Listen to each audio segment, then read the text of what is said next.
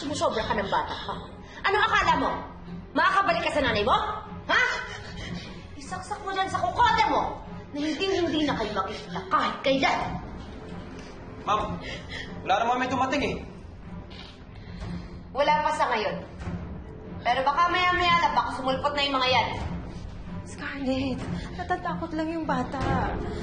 Miski nga ako natatakot na rin eh. Huwag ka matuwa! Sinabi mo ba kung nasan tayo? Paano ka naman po masasabi yun? Kayo lang naman po nagdala po sa akin dito eh. Hindi ko na naman po alam kung nasan po tayo. Ikaw kang bastos, ha? Inipiloso mo ako? Scarlett, natatakot lang yung bata. Sa akin lang kayo matatakot! Dahil kapag ako ang binangga nyo, manda kayo lahat sa akin. Naintindihan nyo?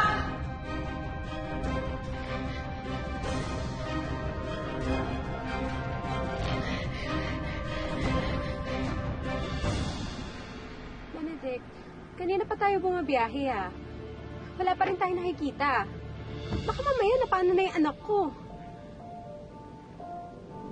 Nagpa-fluctuate kasi siya eh. Noli, tabi mo nga, di ba? Dito. Dito tayo dinadala eh.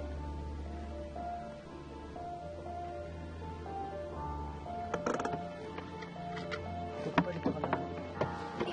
Ha? Hindi. Sasama ako. Isipin delikado. Dito ka na lang. Mauna na lang kami ni Noli sa loob. Ha? Hindi, sasama ako. Gusto ko makita ang anak ko. Dali. Darating na rin yung mga kasamahan ko. Mamatay eh.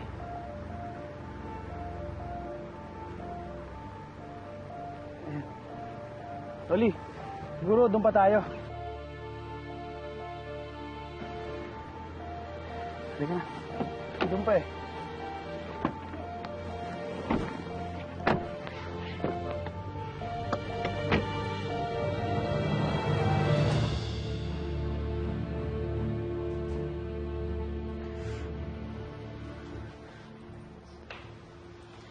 Kawawa naman ang anak ko.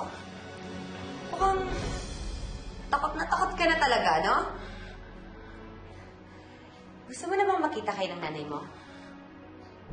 Kasi, papayagan ko na kayong makita. Kahit ano naman gawin ko, talo naman ako kay Isabel. Siya pa rin yung pipiliin mo. San? Sigurado ka ba? Totoo po ba yung sinasabi niyo, Mami? Yun ay kung dadating siya. Ayoko na kasi ng gulo, anak.